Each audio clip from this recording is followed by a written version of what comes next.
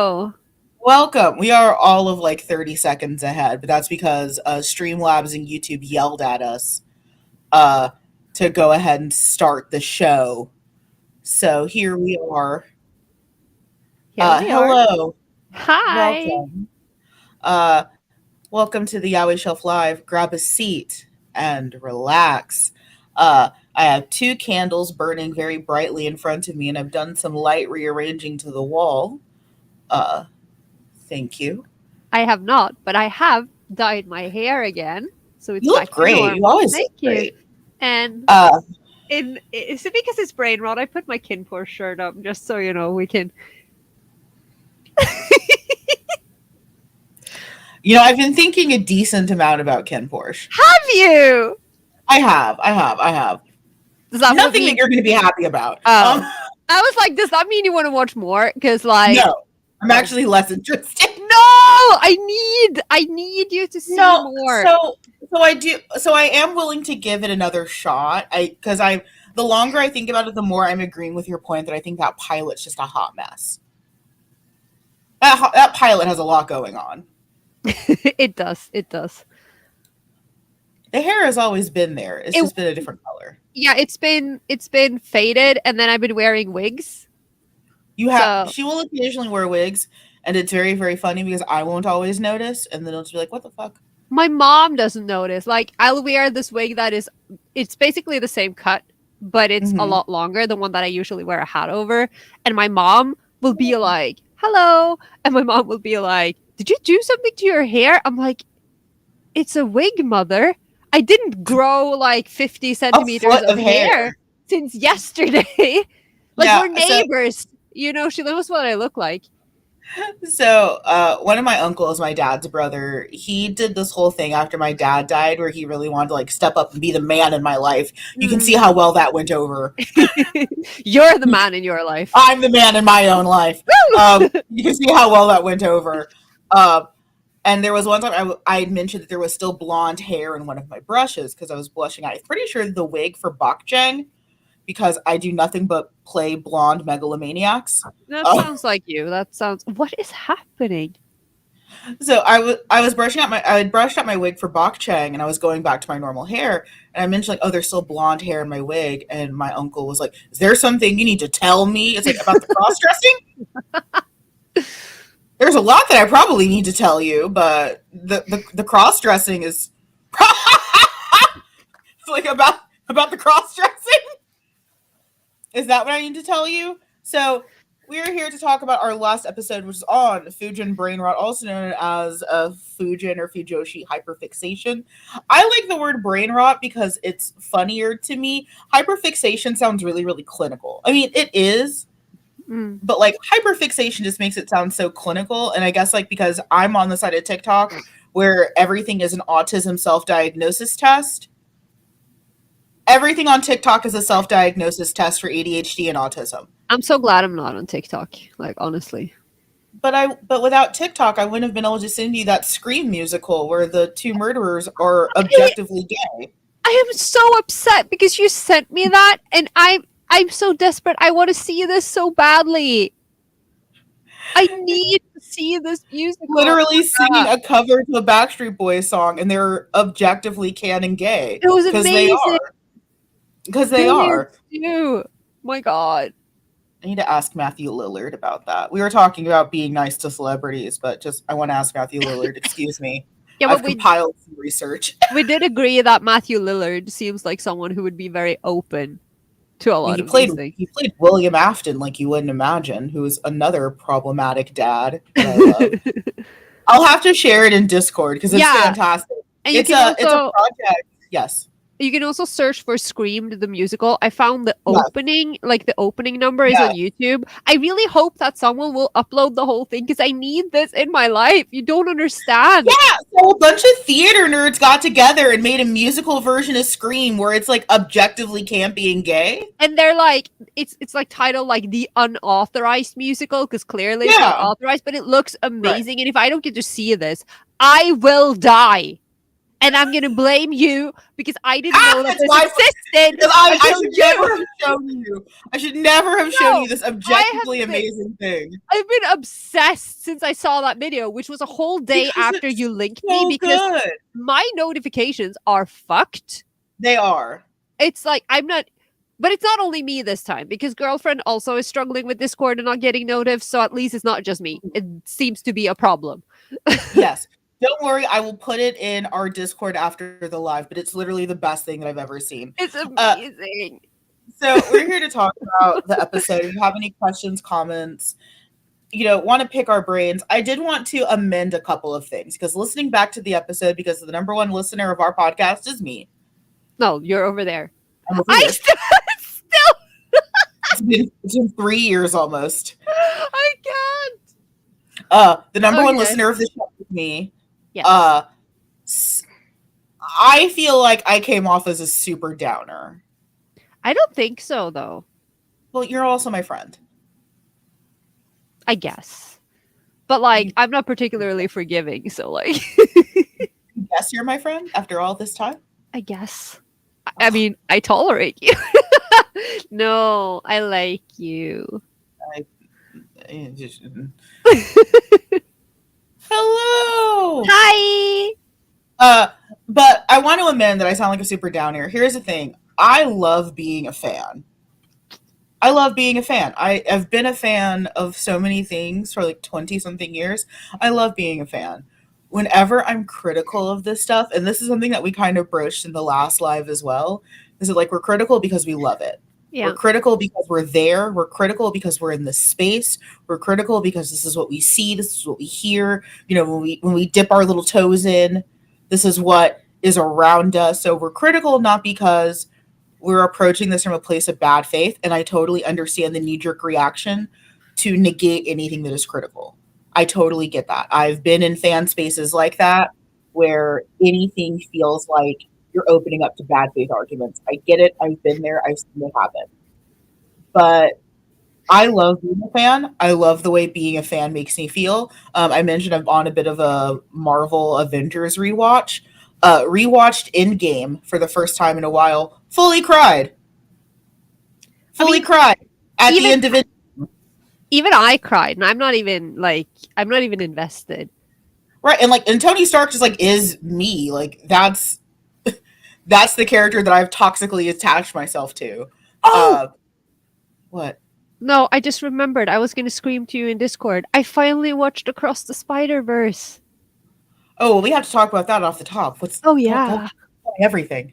No, I love it so much. And I was like, there was a specific moment where I was like, oh, I get what Amanda was saying about Miguel. He's wrong. But don't pay attention to him. Just look at his ass. He's wrong and stupid. There was one sequence when when they were climbing, like all the Spideys were chasing Miles up the thing, and you get that one shot of Miguel's ass, and I was like, that's what Amanda was talking about. I get it now. Yeah, literally, because I went in trying to be like, okay, but just movie critic brain. This is stupid and dumb, and this plan is dumb, and he's dumb, and then you see that shot of him from slightly below, and it's just his ass double caked up, and it's just like, oh, I'm not supposed to listen to him. I mean, not my type, but I saw you. I saw all you of saw the a little boxes TV of me, both hands underneath his ass. But these look heavy for you, my lord. Yes, but also I was like, I love Miles, and I I knew I was gonna love Hobie because how could I not? Because he's a punk and he's a contrarian and he's annoying and I love him. But Javi, Javi's such a girl. Oh my god, he's so I love him. I love him. And I feel like any other, I say this a lot about Across the Spider-Verse. I feel like if this movie was done by anyone else, I'd be so fucking annoyed. We're not going to spoil anything, we promise. But I love it.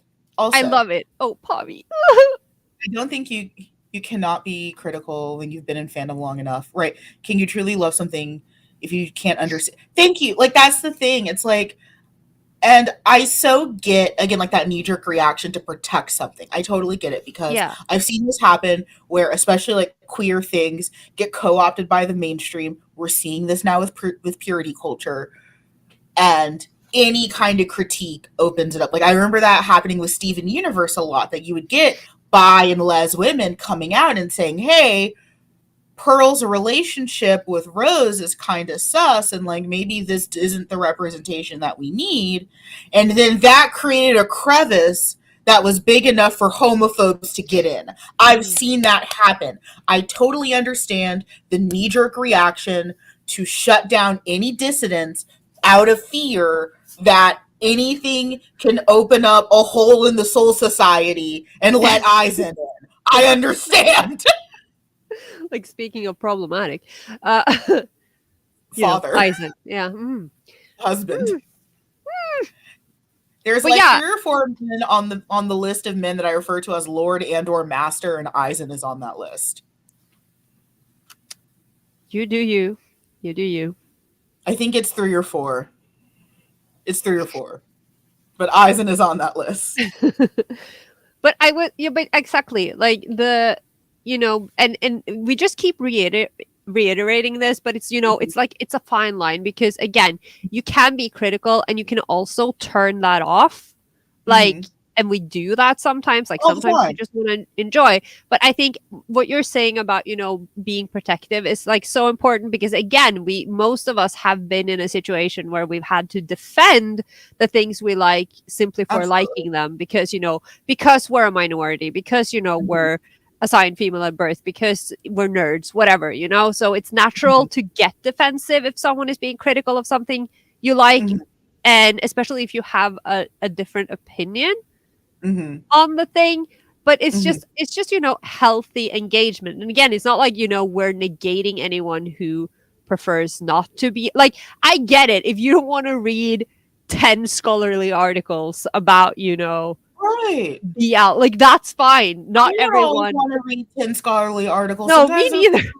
Sometimes I just want to reread Maiden Rose and not question all the weird fascist implications of it. Yeah, but I think it's hard, like you said, especially in the climate that we live in, where everything is constantly a matter of discourse. And like we talked about before starting the broadcast, like the world is on fire. There's like Literally. drama in every single fandom, and Every like fucking corner has drama right now. it's crazy. And so it is very hard when you've been in fandom long enough to not think of these things critically, because I almost feel like I have to, because I need to have I need to steel myself for the next wave, for the next argument, like just Right. so people know that even though I ship this or I enjoy this show, I still have like I have Right. thoughts, but that And I doesn't, yeah. admit, like, I've gotten a little bit lax in that like, I feel like I'm losing some of those critical skills because I'm surrounded by people, especially like on my smut Twitter where I get to lurk, that don't need to defend their choices. Yeah, yeah, So, yeah. like, no, like, I admit sometimes I feel woefully unprepared if anyone were to step to me and be like, well, why do you read so much Toto Cest? It's like, well, because fuck you, smoke Yeah, bomb. no, but like my default knee jerk reaction is literally to Right. say because I enjoy it. Right. Like I Let's shouldn't see. have to defend myself, but if I have Right. to, I will. Right. Yeah, when discussions stay within fandom, it isn't as scary as when people from the outside group engages, although that's slowly starting to change as fandoms have become actual. Right. And again, like there is so much of me that loves fandom discourse. I love it. There is so much of me that loves it. This is why we have this show. This is why I panel. This is why we do the things that we do. We have the guests that we have. We do the things that we do in our fandom. But it's the fact that these conversations are bad usually, or that they're happening in bad faith, like, again, we I feel like we quote Dr. Thomas all the time, but like you're not going to engage with someone meaningfully if you're calling them like porn addicts or something that I literally just saw across Sam's feed, which, Sam, we're going to send you a gift. Yeah. You've Sam been doing deserves the world. work. Someone literally just saying you porn addicts deserve to be publicly stoned. Yeah, I literally just saw that before we went live. So I'm sorry. I'm not going to have a meaningful discussion with you about how I am traumatized oftentimes by heterosexual romance because I've been abused. I'm not going to have a meaningful conversation with you about my own gender identity and how I deal with my dysphoria. I'm not going to meaningfully interact with you when you say shit like that. So even me, I feel like I've, like, some of my axes have ground down a little bit where I'm becoming that fan and just like, well, because I do, because I want to. Yeah. And while that always should be enough, it is always good to keep in those skills. I forgot who this dude was cosplaying. I just remember I was hissed at, snapped at. I just looked him over in a very judgy voice and said, I'll bite back. That's such a mood. What That's what such what a kind mood. of dude was this? Like a '90s mall goth? Like, Right, like what? First of all, I want to know who he was cosplaying as because I feel like that would be in character for someone. Uh, but that sounds is like never one of those used to. sounds like one of those people who, blame being in character when they just want to be an asshole. I have a name. Oh, it's an anime expo. That's why that happened. AX is all. Oh, it was EX. Okay, that's Oh wow. why. Okay. Put this on a shirt. Being mean and condescending is not political Yeah. activism. And Put like this on a goddamn t-shirt. I I spent all of Friday talking about this. With the whole, we briefly talked before we went live, but the whole K-pop fandom exploding Mhm. because of Made in Abyss, and then um the whole adding on to that, apparently consuming any media now, first, that has any kind of minors in it, makes you a pedophile, and consuming any media that comes out of Japan apparently makes you a pedophile. So I saw this person that I follow who shared some DMs they'd gotten regarding Jujutsu Kaisen, and it was completely insane. And I have seen over the past week since, the K-pop incident with Made in Abyss happened, people literally saying things like, we need another Hiroshima and Nagasaki. Like, okay, so you are so caught up in defending fictional pixels that you are That you're willing to ask for genocide. advocating, Like, you know, that is not activism, that is racism. we've lost the plot so much on this stuff. And I think that's why it's so frustrating because oftentimes, and I've said this a bunch of times, I can get like 20 to 30% there with a lot of antis. I Mm. can get some of their concerns. I think the way they express it is horseshit, obviously. But like I can get 20 to 30% there. But it's the fact that, like, okay, then we need to talk about the weird sexualization of a lot of the animated characters in Disney and Nickelodeon cartoons. We need to talk about Glee. Someone please talk about Glee. Someone, anyone but me, because I don't want to do it anymore. I feel like YouTube has talked a lot about Glee. I've seen a lot of Right, videos. like then we need to have that conversation about everything. Yes, Yeah, lots of people feel this way. I can share that tweet if I find it. I can share it in the Discord after because it was ridiculous. Yes. But like this is, and yeah, and that's another thing that someone pointed out, that oh, you are literally supporting an industry that is full of child abuse because the K-pop, like the idol industry, is so raw. Just look at the Johnny scandal in Japan, like, and it doesn't even have to be that kind of abuse, but it's just It the idol doesn't. industry isn't particularly kind. So, there are all of these things. And at this point, I kind of feel like part of my brain rot is literally the fandom discourse brain rot. Like, I Yeah. spend more time with my Fujin friends talking about this kind of stuff than I do talking about ships and like BL, because it takes up so much of my brain capacity It existing does. in It this does. space. It's exhausting. Well, and I was talking about this with a friend because I've been going through a hell of a phase where I want to return to church. I think it's because I want to cosplay Wolfwood. I, I I, I hate. don't I don't think you need to return to church to cosplay Wolfwood. I think I do. I What think I was need to that go to about a lot. rated? Oh, age of consent. Yeah, the age of consent here is 16. Age of consent here is 18 unless you follow the Romeo and Juliet clause. Yeah. Uh, And but yes.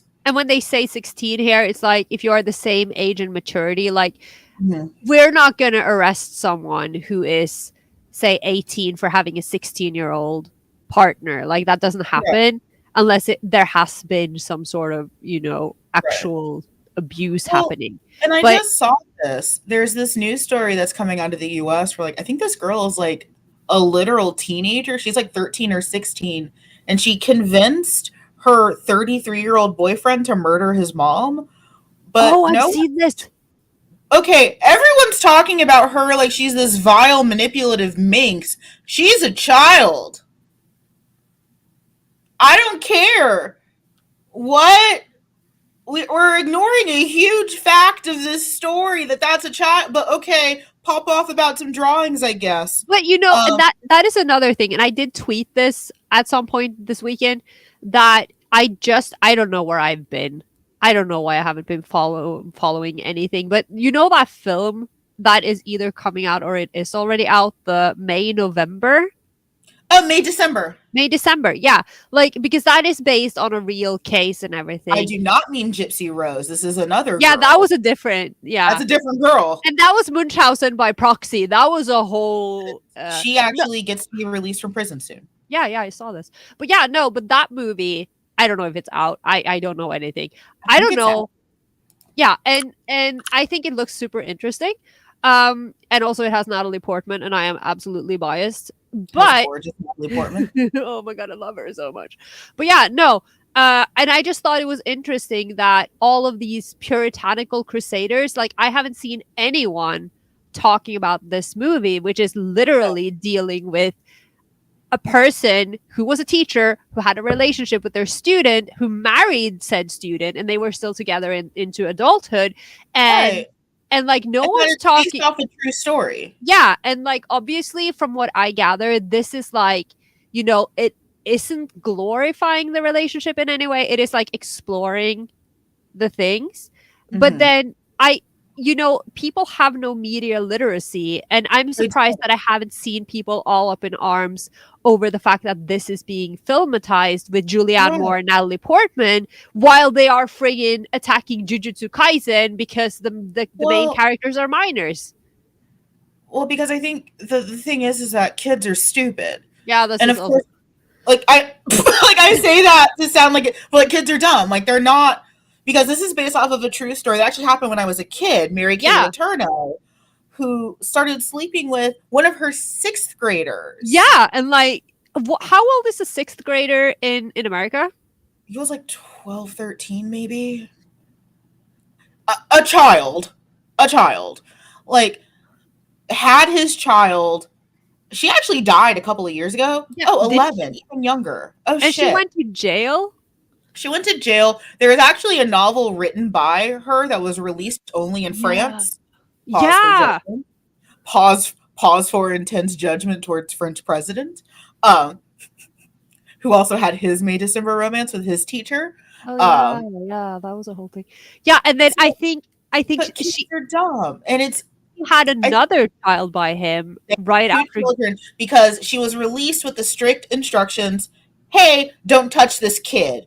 And then she immediately touched the kid again and got pregnant. They lived relatively happily for a little while and eventually divorced like way later than they should have. And then she died of cancer. I actually think like 2020. Yeah.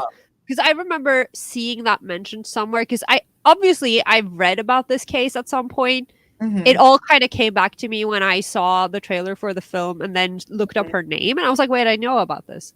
Right. I remember this happening because it was like the 90s. So like, I was a kid and but like the thing is that kids are dumb and it's easy to use, especially anime, as a way to get into this because we still have that Japanophobia of anything out of, especially Japan, is this sexually deviant thing. There's a book that I read forever ago called The Electric Geisha, which talks about sex and sexuality in Japan and especially how it's viewed in a pop culture sense.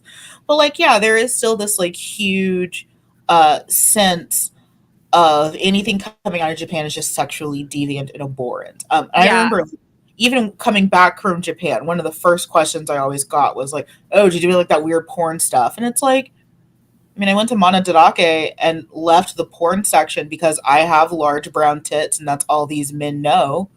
And I kept getting stared at because the large brown tits were 3D and not 2D, and men kept glaring at me. So I went to the boys' love section. But I mean like that is the only section that matters, honestly. that and the one with all the figurines. I was 10 at the beginning of sixth grade. I was, how old was I in sixth grade? I was like 11. Yeah, I was 11 or so. So a child. The answer is a child. A child is Yeah. the answer.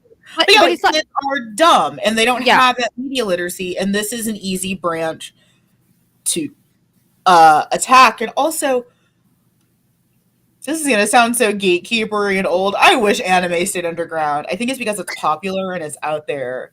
Because we've had this with other popular things. Like we had this with, anytime there would be gay characters on like Disney movies. That's my favorite thing right now is everyone saying it's diversity that's bankrupting Disney, and it's not that Disney hasn't had an original thought in 30 years. Everyone's like, oh, what's ruining Marvel is the diversity. It's like, no, it's ruining Marvel, the Marvel Cinematic Universe, that the movies are bad. It's not diversity. Diversity is not what's ruining the Marvel Cinematic Universe, points in the direction of Black Panther, Wakanda Forever. Like, diversity is not ruining these movies, it's that the movies are bad.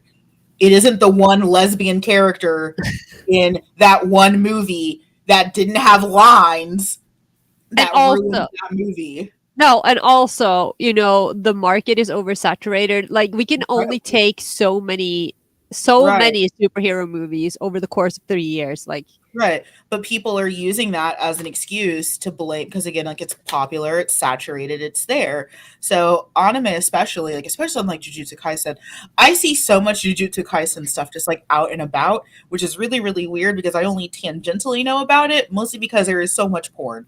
I think there's a lot coming from All me. y'all horny. I am not okay. I'm not gonna spoil anything. He was always gay. I'm not gonna spoil anything, but I caught up with Jujutsu this week and I am not okay. I What the respect fuck?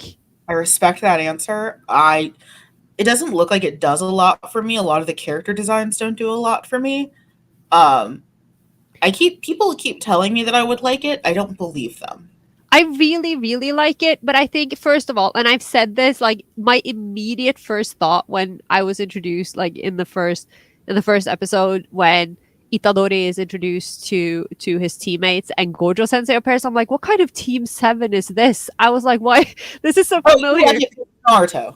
But that was like the initial thought. But I genuinely I like the characters, I like the character design, I really enjoy it, and I feel like everyone is obsessing about Demon Slayer. I don't really care about Demon Slayer, but I think Jujutsu is so much more enjoyable.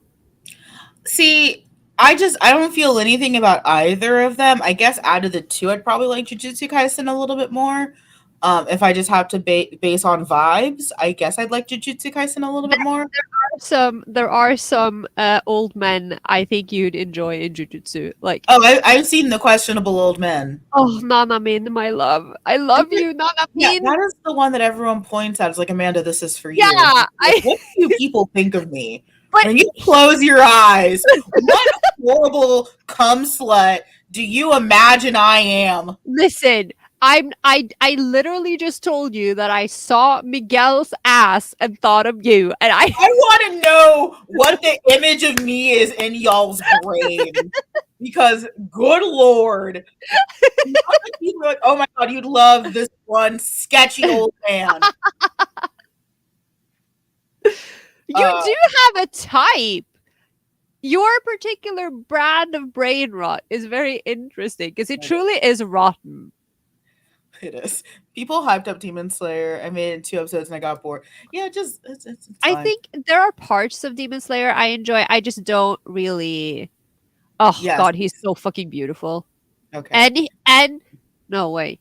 Also, I mean, we talked about. I'm wearing my Sukuna hoodie. I don't know if you can tell. My friend has designed this. He has his own thing, but other people's stuff on our show. Yes. Make sure you send him an invoice. That time isn't free. No, but like I accidentally wore my Sukuna hoodie because I was fucking cold. But Sukuna, who I talked about when we talked about villains we'd like to fuck in the Yeah. Patreon episode, I was talking Yeah. about You Sukuna, talk and about him main too. one of the things I really love about Sukuna is the fact that he's voiced by Junichi Suabe. So again, it's Keppi, and it's it's so funny. He's Victor and he's Keppi, and I'm just like, I can't. Okay. I cannot. For Amanda to be interested, can throw me against a wall. Nanamin. Voiced by Kazuhiko Inoue is bonus. Always. Always. I really. Oh, it's just sketchy as fuck. Just sketchy as hell.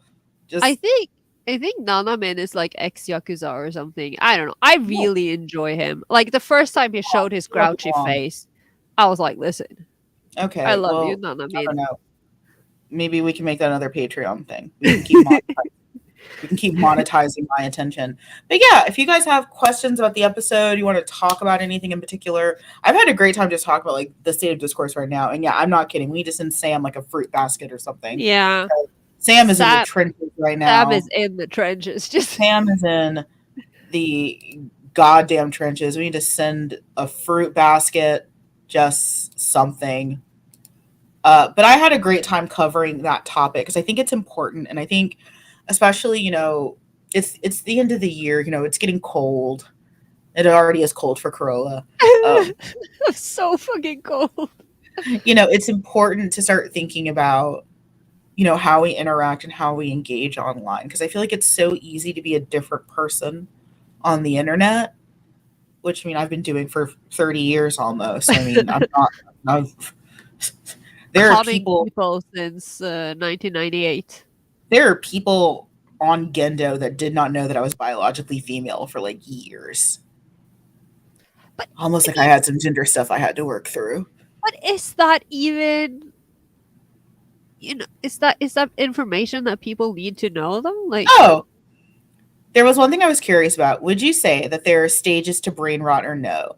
What would be some examples? I absolutely think there are stages. I think it's like rigor mortis, that there are stages that like you start out, and I think it actually works retroactively, much like rigor, where it looks like it's getting better and then it's a race to the bottom to be perfected. So you start out and someone is just like they introduce gay shipping to you, like they blow a little like it's like it's like a Midsummer's Night Dream. Someone like over your eyes, and suddenly the world opens up and you see gay shipping. That was Sasunaru for me. It's like someone, and suddenly I could see gay everywhere. Yeah. When I was early into fandom, this is stage 2, when I had to rationalize all of those ships. It was there, but it was calculated. It was, I believe in this pairing because X, Y, for reason Z. Look at chart A. So it was prevalent in there, but it was calculated. You had to think about it. Like not every, and also there, that's where the infighting starts. So it's, you can do Sasunaru, you can't do Naru Sasu. Don't ship Naruto with Shikamaru. That's vile, and you can't do sand sibling cest because that's weird. So like then it's setting up the parameters. So you have your lines in the sand, you have your boundaries, you know what you're doing. The gates have been open, but you're violently building walls to keep them closed. And then one day, usually is when you decide that you yourself are queer. The floodgates open. It's like Attack on Titan. Something comes down, smashes the wall, and everything's fucked. And then that's when you get into that stage 3 where just everything is gay. If 2 characters have looked at each other, they're gay and married. If 2 characters have touched the same surface, even though they're in different sides of the room, they're gay and married. That's stage 3. I'm now at stage 4 where I am actively trying to remind myself that women exist. Yes. I am now in stage 4, and I am angry when there is a female love interest. Like, just full on, like, shocked, like, what? Like there is a picture of a jackdaw that was stuck in someone's chimney and it's being held, and it's just like that's me anytime I see a female love interest. It's just like, what? A woman? You know, I think I've actually gotten better in that aspect because I used to be like, I don't want to. I mean, Let's see. In the BL fandom, that's gone. And say no gay man would agree with you. I'm over here wondering, how do you know I'm female? Right? It's like, how do you know I'm always a female? no, but but I like we've talked about the misogyny that happens because We female have. characters always get the short end of the stick. They They aren't do. well written, and that They, makes us misogynistic because mhm. we think, we grow up thinking female characters suck when Right. actually the writers suck. And Right. then you become a Fujin, and then women are a threat to your ship, so you become Right. even more. More misogynistic. Yeah. And I think that I've improved in that sense. I appreciate female characters a Mhm. lot more now, but I also think that has a lot to do with me being gay or like Yeah. queer because like I do appreciate a lot of female characters because I want them to step on me. Well, and Like I'm the same. I'm getting to the same way. Not quite with the step in, except for a few, but like where, if anything, to me, shipping a queer ship is a radical way to save women because usually they get such the short end in being in a hetero mm, relationship. It's like, again, I just watched Endgame, and you see that with Gamora, where like they kill Gamora in Infinity War, and then they resurrect another Gamora, and she still has to go with Peter Quill, who's awful, not just because he's played by Chris Pratt, but like there's a line that Nebula throws out. It's like she's like, really? It's this one? This is the one that I choose? And it's like, it was a tree or him. And it's like, I take the tree. Peter's awful. What the fuck are you talking about? There's Drax, who's a literal widower and is awesome. Fuck Mantis. She's lovely. Look at her. Like, that was such a radical moment of like, no, I'm trying to save you. I'm shipping queer, not just because I want to see these men kiss, but because all these women are gonna die death by inconvenient plot device. true. I've been reading some interesting and my husband often responds, I want to know what you're laughing at, literally me with fanfic. It's like, Mm. do I want to know? Let's see. Show on stream. I've reached a stage where I can get behind a het ship, but my standards have been heightened in most. Exactly. Like, if Yeah. there is a het ship that I'm here for, it is usually hella toxic. I like when I read shoujo, for instance, I generally like if it's a because shoujo typically has like let's use Horimiya as an example. I fucking love Horimiya because it's hilarious and really cute, and I love it.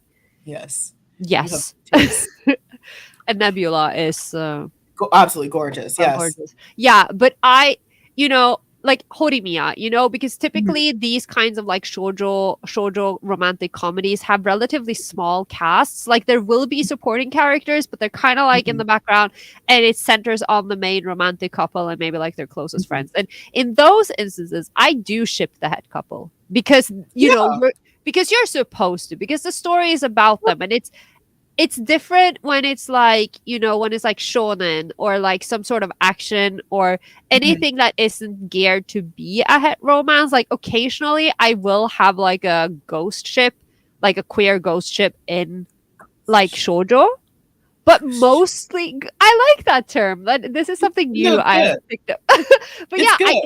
I do sometimes have those, but I will ship the main couple, and then there will be like the occasional I can't think of any right now, but I do It's have always harder.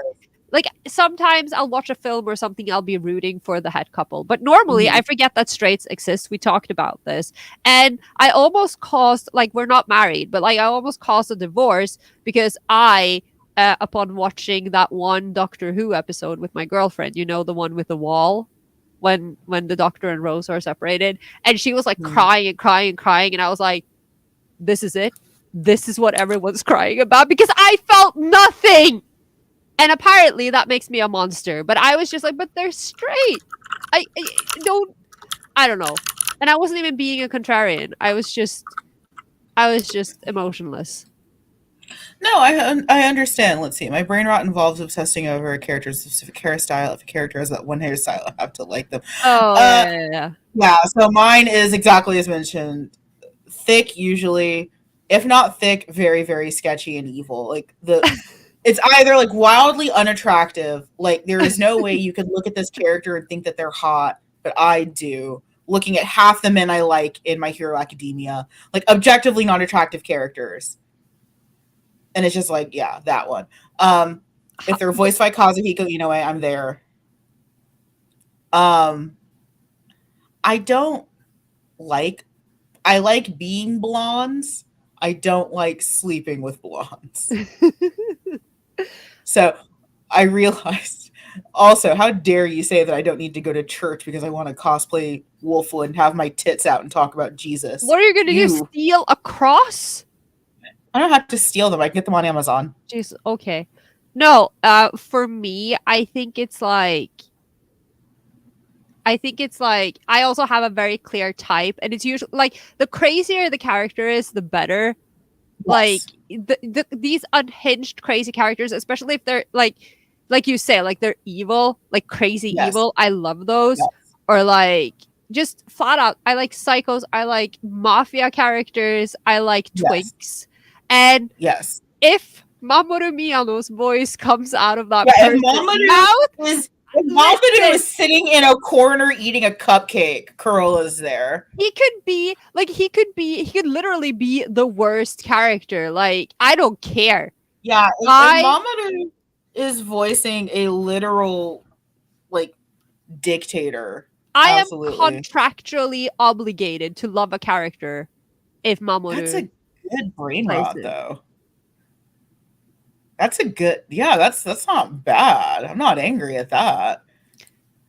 The only straight Doctor Who couple I liked was the Ponds, but that's because they switched gender roles. Yeah, that's accurate. That I is like 100% Amy. true. I like Doctor Who, but of course my favorite Doctor is the mean one that no one likes. What, 9? Fine.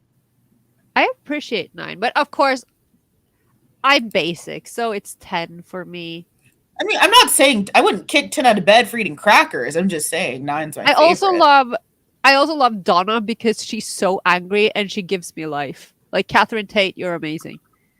But Yes. it's just not my thing. I watched some of it because I wanted to know what it was about, but I'm not particularly big on sci-fi, so I don't know, maybe that had something to do with it. Let's see, not sure to call their bios other than swimmer. I mean, we all know what Free did for a lot of people, so Points to a massive free tapestry. yeah, we And I all know. and I tell Don't know. you see. Yes, we see it. Yes, yes, we know, Corolla. Yes, Corolla, we know. The frills are real. But yeah, I don't know. Like, I don't think my stages are as clear as yours to get back to That's the stages valid. of brain rot. But I do a lot of that makes sense to me because I did the same Yeah. thing. And I used to be super gatekeepy. Like you said, Yeah. like you can't ship, this is the OTP. You can't ship Yes. them with anyone else. I still Yes. do that with some couples. I mean, listen, don't touch my Sasanaru. I will stab you. Right. And I am still because I am traditional. Like, I am a traditionalist. I like traditional character dynamics, like a smaller Uke, like an older Sema. I like Right. certain characters to top and certain characters to bottom. What I do see is that I'm Right. getting more liberal with newer things I get into. So with certain things, I'll be more open for all kinds of ships and all kinds of dynamics within those ships. But it depends on the series. But then it's like I do these things, like the Fujin BrainRot is constant. Like I forget that straight people exist. I forget that women exist. I don't understand why I have to care about anything that isn't gay. And then I have realized that there are just some things where the term altered brain chemistry really, really, really makes sense. Because Sasunaru, Yeah, neuron activation changed everything. I think for me, one thing I've noticed is that I'm more apt to compromise now because I found myself on a lot of losing ships. So, like, I was on the losing ship of Mako Haru in Free, and I still Mako Haru to this day. But I will Rinaru. I will OT3 and hedge my bets so I can tolerate Rin if I still get the pairing I want. So I'm more willing. I know we're not supposed to talk about Harry Potter, but I'm such a Slytherin, it is gross. So I'm willing to hop on a ship that is not entirely mine, so I can hedge my bets and still get 90% of what I want. I'm more open to compromise now than ever. Because I used to be with you, rigid in the sand. This is my way or the highway. Frosty, thank you. Personal culture. No, I'm happy to see you, Frosty. It's fine. We have some comments to catch up on. Okay, I wonder what draws us to depressed older men in media. Well, for me, it's because my dad died. What am I supposed to say to that? What do you want from me? I have Catholic guilt when my dad died. What were you expecting? Love characters with black hair. You'd think they'd be common in anime. Yeah, they're surprisingly not. Like I said when I mentioned Sephiroth in the Patreon, silver-haired anime men. Yes. I don't know what it is about you guys, but Jesus fucking Christ. Yes. There's also a stage where you just forget other people. That's the other big thing, is that you forget. Also, and like we talked about this, like I don't really have a lot of straight friends. I don't have a lot of friends that aren't, at least like don't see the world like I do. Yeah, same. So yeah, like when I was explaining it to my best friend after leaving across the Spider-Verse, and it's just like, Amanda, none of these characters are gay. And it's like, you shut your whore mouth! Of course they what? Like, so many Spider-Men, clearly. I'm just saying. Some of them have to be gay. It's an objective statistic fact. I'm playing with the matchbox again. I need to stop. Don't play with fire, Amanda. No, but yeah, that is a thing. Like I forget that people don't, because, and it's kind of like echo chambery, but I think that. Except I feel like the people I surround myself with, everyone is so level-headed and so good at thinking critically. And I mean, everyone's fucking unhinged, but we engage with media. Like we are media literate, so it's not like we're sitting around like we're not Proud Boys, right? Okay. It was the first group that came to mind. I'm sorry. I personally don't see Makaharu, but I do see. I can't imagine Haru topping anything. Maybe the water? No, it's an Haru for me. And I respect your incorrect opinion. Mika! Yes, you're one of them, sweetie. But that's true. Like, we are unhinged, but like, especially because so many of us come from an older generation of fandom, is that we've had to mask being unhinged a lot. So like, we are unhinged, but in the most methodical, like Dexter way. Of, like, we have charts and lists, and we've compiled data. Like, that Dexter, like the serial killer one, not the child. Because I was thinking, I was thinking of the child one, and I was like, in that case, I think I'm more of a Mandark. Same. Why did my mind go to toy cars? I don't know, but it's literally a box of matches. Stop playing with fire. Play with your laudanum. Oh yeah, I was gonna say play with your laudanum thing instead, but that is exactly what that is. Matches. I don't have a type. Don't question all the fire users on the Nindo wall. But leave me alone. I was gonna say something, and like I don't know. My pyro ruined everything. Yeah, no, and Sansa came to join the party because that's what he does. He's great, and I love him. He's wonderful. But yeah, like we are very we can mask as rational, and we are very good at while being very unhinged. Like we have some very civil conversations about objectively batshit things. Yes, it's a cat. Yeah, like we've had Corolla and I have had some very civil, above table conversations about things that are inherently batshit and insane. Like we will talk about the state of a fictional man's asshole the way that normal couples talk about what they're doing today for work. Like But this that's us. Like, that's our world. yeah, and that is our world, and that is part of the work that we do. Like it's The and work. no, but like as I podcasters, know. as writers of smut, Yes, Amanda, I like, know. are we gonna pretend like that's not what we are?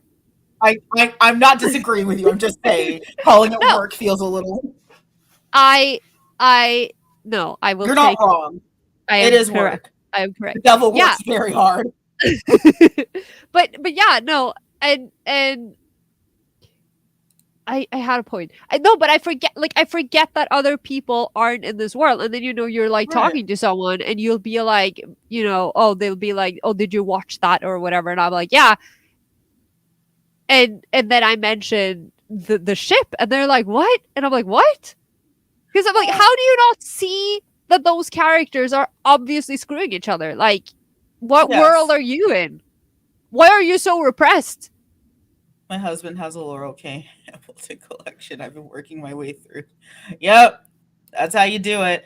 I think, like, for me, also, that goes into a point that we didn't discuss a lot in the episode, but I feel like we can talk about a lot here is there is no heterosexual answer for this. Ah, yes. Because I've watched a lot of anime in my time. I know I don't really watch a lot of modern stuff, but like I've watched a lot of anime in my time.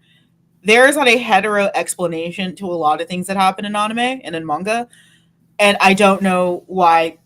Like, and it's always funny to me when people are like, I don't know how you saw this as gay. I don't know how you saw this as straight. Right? I made this example in Discord. There is a literal wrestler who goes by Daddy Ass, and his greeting is like scissoring. So like people like in the wrestling stands will literally scream and chant "Scissor me, Daddy Ass," and like this is how they greet each other. Like they will chant "Scissor me, Daddy Ass." That's their slogan. But these are men that will hate crime you if you wear like a rainbow shirt. But they're chanting "Scissor me, Daddy Ass." There is not a hetero answer to this. This is not self-aware meta commentary. I demand an answer to this, and I This love it. this reminds me, I have spent the weekend watching NHK Trophy, which arguably is one of the best figure skating competitions because all the best competitions are in Japan because they know how to actually broadcast these competitions in a good way, and I enjoy it greatly. Anyway, we had a commentator this weekend who decided to attempt to murder me by saying things like referring to jump landings and jumps as straight and tight. And then today, this morning, when I woke up at 5 a.m. to watch the gala, he referred to the Grand Prix final that is coming up on December 7th as the Big Daddy. I cannot. I am not okay. Right, What the hell? right.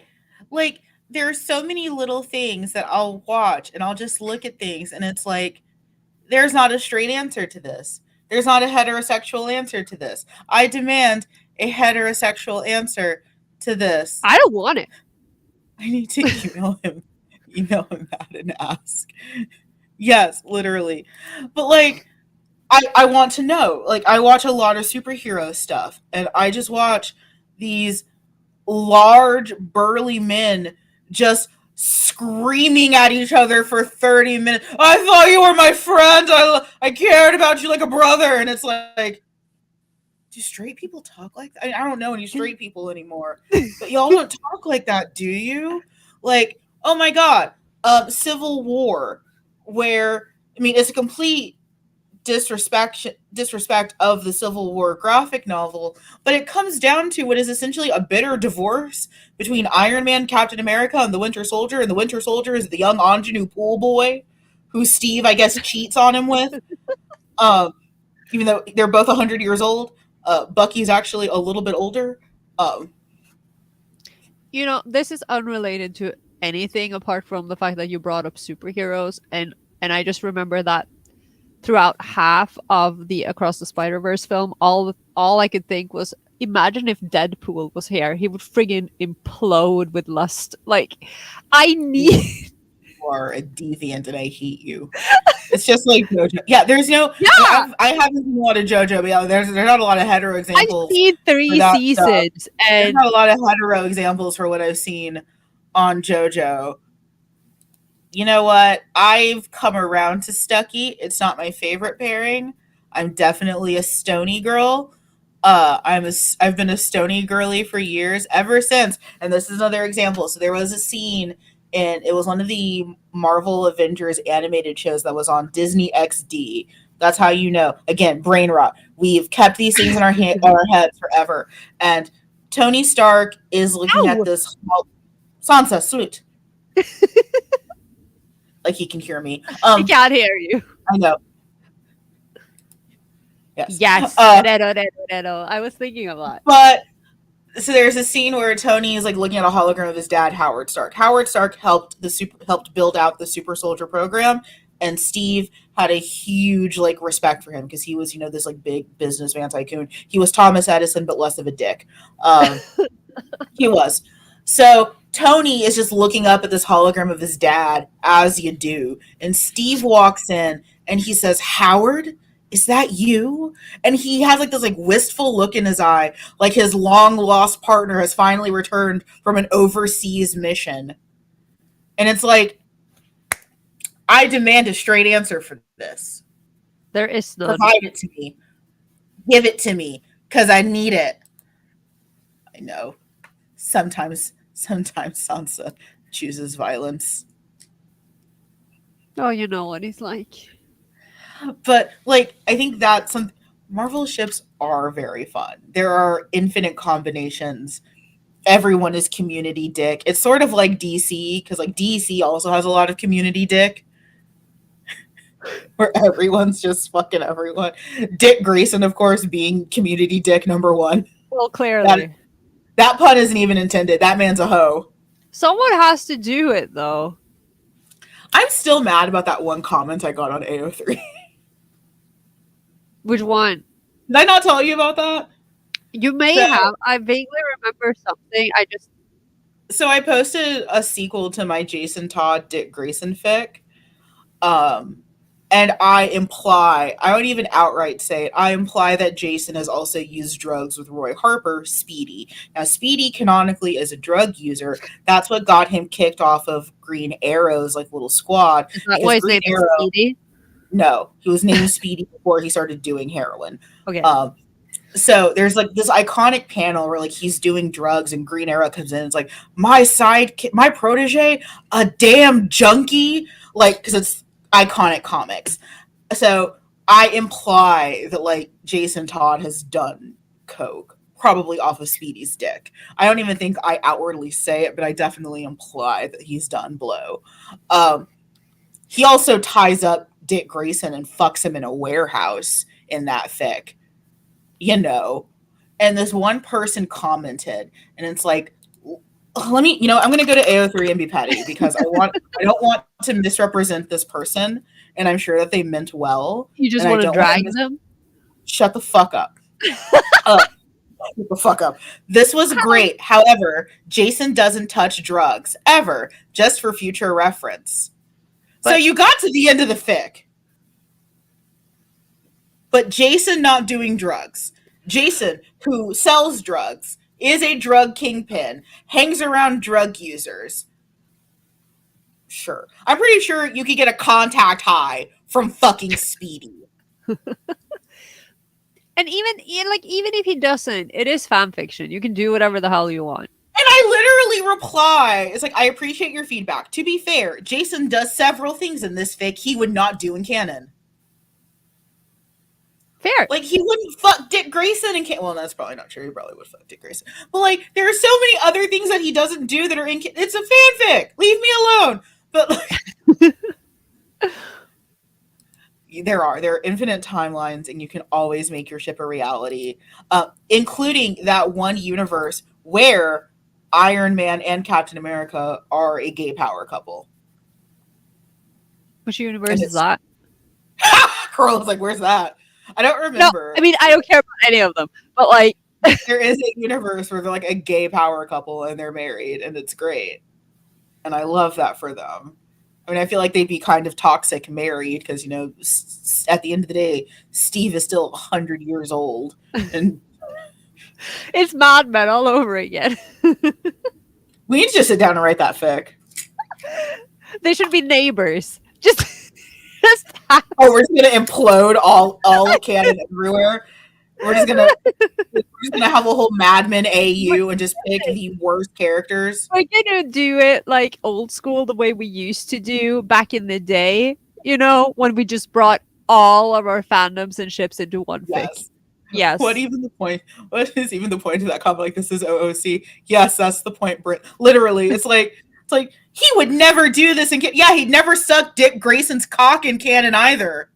I had a similar experience recently. I was reading a fic and then I started reading it, and then I will read things that I don't necessarily agree with, but I'll try it out. Like I like the author or whatever, or there's something else in the fic I'm interested in. But I did start reading something the other day, and then I just decided a couple of I don't know, a chapter in that this isn't for me.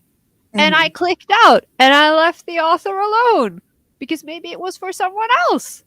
Right, there is this one author that has actively made me angry with some of her Trigun fics. And guess what? I haven't bullied that author. I just go talk shit with my friends in private.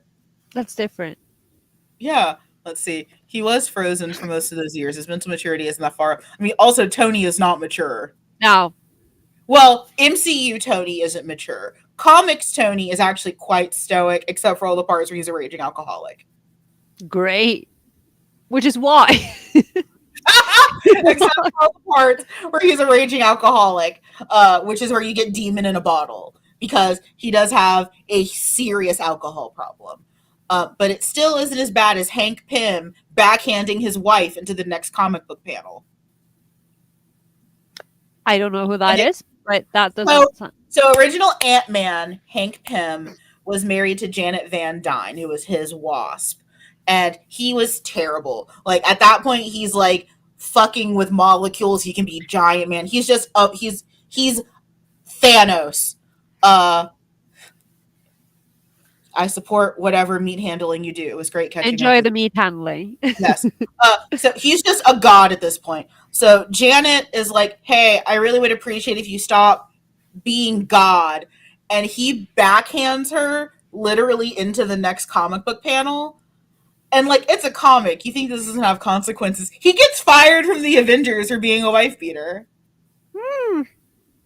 And he was mainline out of comics for decades because no one could forgive him for backhanding Janet Von Dyne. Which is why it was so interesting to see Hank Pym come back in the newer Ant-Man movies, because there's a whole reason why it's Scott Lang, is because we had to make a new Ant-Man because we couldn't have Hank Pym because Hank Pym is a wife beater. I know too much about comics. I mean, it's very enlightening for people like me who know Talking shit in private is so underrated, because here's the thing. I do not like what that one Trigun fic writer is doing. I don't like it. I have serious problems with it. Just canonically, character-wise, everything. You know what I don't have to do? Make it their problem. I can leave. She's not holding me hostage and making me read all 6 chapters of her AU so I can fuel my hate boner. She's not doing that. And also, everything doesn't have to be a call-out post where you drag all of your followers into it. Obviously I'm going to mention it because if we are talking about BrainRot, I am in BrainRot hell. I am in Kim Porsche hell. No one is surprised by this. And I spend so much of my time in the Kim Porsche, not in the fandom, because I don't like interacting with people in general. But I do engage with things. I read fics. I'm in a server and I join the rewatches on Saturday and I talk to people. And we don't always see eye to eye on what's happening in the episodes. We have different ships. And I do not agree with some of these ships, not even some of the canonical ships, because I think that I have a lot to say about those. But, I'm not going to start anything because I'm actively enjoying the community. We watch the episodes together, we snark together, we post memes. I am fully capable of joining the fun and like memeing a ship that I don't enjoy because I think the memes are fucking funny. Because Right, you 100%. can still do that. Like, No, completely. And I think it's so interesting when we talk about like Fujin and brain rot, that so much of it is also like it's deeply social, but not all of it needs to be. And I think that's, and if you thought that we were heavy handed talking about neurodivergency, it was there for a reason. Because, especially in hindsight, I realized so many of my issues, not an excuse, just context, were that my brain just didn't work the same way. Again, never an excuse. If I was wrong and out of line, I'm not even saying if to give myself a scapegoat. I'm saying if as in because I'm not giving specific examples. Uh, but in those instances where I ever was out of line or doing too much, my ADHD, depression, CPTSD, anxiety, none of that is an excuse for the times that I've been out of line. So I know, like, when I get super, super excited about things, yeah, I can be an overflowing tsunami. I know that. And I've worked for years trying to find platforms for that, spaces for that, how to be more transparent in saying, these are my needs. I need to talk about this because I have this thing in my brain and it won't shut up. And we need to talk about parallel universes and the Muppet world. Like, I need to vent at someone who's mad about whether Jason Todd would or would not do drugs in canon. Like, I need to talk about this stuff. And I'm lucky that I have friends that I trust and that I know and that I respect and that respect me enough to give me that space and that availability. But that took time. And that took being embarrassed. That took, trying to meet someone who's a level 5 and I'm a level 50. It took that. So if you felt like we were hammering in neurodivergency, again, it's speaking out of experience because we're there. I'm still navigating with how my brain is wired, how to act and interact with people. Because, yeah, sometimes I will just fucking ghost and it's like, I don't exist. yeah.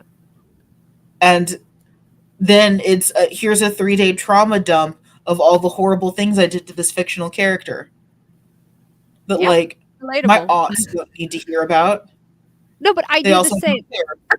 And it's like it's part of the brain rot that, I get so one track and then I want to talk about this all the time. And maybe it is precisely because I don't engage with a lot of fandoms, but also because the people closest to me Right. are the people I want to share this with. Like, I think Right. this is funny, or I think this is tragic, or I need you to join me in this Mhm. because I need to have someone to talk to. But I Mhm. absolutely 100% understand that, you know, it can be a bit much. Like, I'm like a bulldozer, and sometimes, and I will get a little, like, I can get a little pissy about it if someone actually addresses that, but like, I Mhm. understand it. Like, um when I was writing, actually it was after I was finished writing Change of Heart, like the year after Change of Heart was published, I think, or at least after I was writing it, I was I was in brain rot hell over my own characters because I love them so Right. much. I still have so much I want to do with them, but I Mhm. couldn't talk about them to anyone but my girlfriend because she Mhm. knew them, because she was there during the process. And at some Mhm. point, she just had to look at me and go, can you please stop bringing up your boys every single moment? Because Right. it And was just and so it's much. so funny because, like, I'm in the opposite version of hell where, like, I still have a lot of OCs that I create. I still make a lot of OC work. None of it's ever going to really see the light of day, but I have so many thoughts and I have so much that I want to share. None of you are ever going to hear it No, and it's like, because and if it's you and it's difficult. It's really, really difficult. So, like, yeah, like when we hammered in neurodivergency, that wasn't an excuse or a cop out. That's because we are in those trenches. we're talking from Yeah. experience. discussing in BrainRot is very emotional regulation, which helps. Right, like sometimes it is very like cathartic and helpful. OC hell is insane. There's so many like OC things that I wish I could share, and every once in a while, I know I mention how much I hate it when authors do little like pat themselves on the back things because I think that they're clever. I do that all the time, and I very much want someone to say that I'm clever. I think you're clever. Thank you. Like I so much want to be like that. Like oh, this is a horrible reference. Like looking for Alaska, or no, it was The Fault in Our Stars. Sorry, The Fault in Our Stars, the one like metatextual John Green novel that he wrote about teenagers having a lot of sex because that's what he does. Anyways, What I was gonna say, yeah, wasn't that Looking for Alaska? Because that was Looking for Alaska. Fault in Our Stars with the dying one. Yeah, the which in which he appropriated the story of a dying girl that he knew. Hmm. Anyways, but like I so badly want to be that like reclusive or like it doesn't mean anything. Everyone dies. Shut up. Don't worry about it. But I also want to be like, please ask me dumb things about why I titled this fic the thing that I did. Please ask me silly things about why this character's last name is what it is. Please ask me dumb things about why I made the choice that I did. But also wanting to be that like once-lure recluse is like shut up, leave me alone. Like, I want both, and I understand that like that's not healthy or helpful. I've actually gotten some of my family to watch shows with me because I can't shut up about it. I've even got my brother to watch Ken Porch. Yes! Thankfully. Sorry. I don't like that response. No, and like sometimes that works. Like me and my best friend have been able to bond over wrestling because I used to like it when I was younger, and there are still a lot of things in it that I like now. So like this is a design that isn't in the shop yet, but I am working on it. Like sometimes you do drag your friends down with love. Like my best friend who got me to watch Devilman Crybaby, and now that's a part of my soul. And I kind of hate him, but also like he was right. I do like it. It actually like he's never gonna hear this, so I get to tout him a little bit. He is so good at knowing how my brain works. Like he got me to finish watching Sarazanmai because when I started it, it was because I was with someone who was really trying to get me to watch it. This same person is also the person that ruined Yuri on Ice for me. So I was already not in a great headspace. I felt super pressured to like this thing, and the first couple episodes didn't do anything for me because Sarazanmai is a fever dream. So he actually said, okay, we're at con, we're tired, no pressure, let's watch the next few episodes. And we watched, I think, like episode like 3 to 5. And that was enough to get me back interested, or at least be like, oh, this is dumb, but I want to see where it's going. Without him, I don't think I would have finished Sarazanmai. Yeah. And look at how pivotal that series has been for me. Right? But that's him knowing me. That is 10 years of us working on this relationship and him knowing me better than I know myself. So like when we talk again, like when we talk about that neurodivergency, when we talk about that aspect of it, like that is coming from our soul. I don't have a soul. I sold it when I was 14. But it's coming from our spirit. It's coming from, it's never an excuse because I was a right bratty nerd saying, I don't want to watch this dumb Kappa show. It looks dumb and I don't like it. Fully acknowledging that I couldn't just say, I am not in an emotional headspace to like something like this. Yeah. I couldn't say that. Now I can.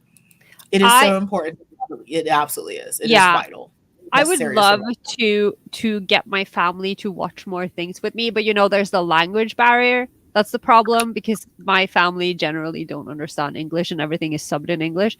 And like I have been my grandma is pretty hardcore, she can take anything. And I am considering just making my own Norwegian subs for Kin Porsche to make her watch it with me, because the thing is I grew up with she's watched like J-dramas with me. We watched all of Hanayori Dango together. I don't know how much of it she understood, but she really enjoyed it. So, we spent an Easter holiday watching that together at some point. But because her brother is married to someone from Thailand, our family has always had like this, the Thai culture has been really close. So I grew up with my mom and my grandma being very into like Thai culture and telling me about it. But then I was more interested in Japan, so I never really paid attention.